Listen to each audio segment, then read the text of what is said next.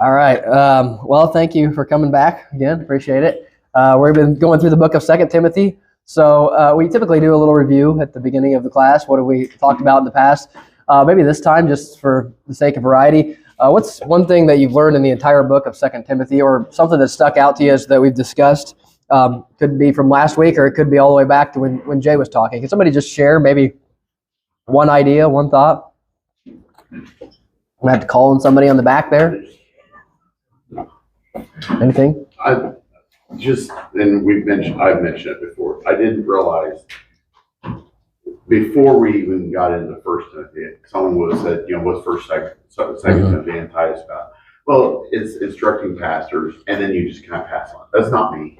That's for Tim, and but it's very practical for our everyday life. Sure, there's a lot of commands, and that's hopefully the goal of this sheet. If you got that, I've just continued to pass that out. That has the list of commands or imperatives that are included in Second Timothy.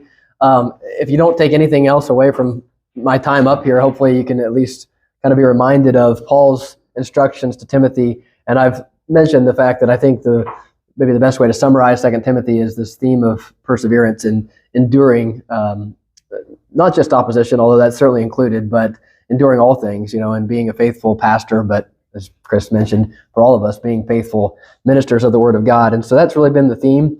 We've talked about the way in which this is connected. The whole thing is connected.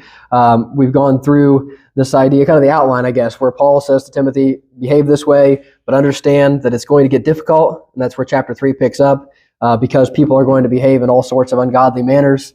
Avoid those people, because if you don't avoid them, then they're going to have influence not only on you, but on the people that you're responsible to shepherd.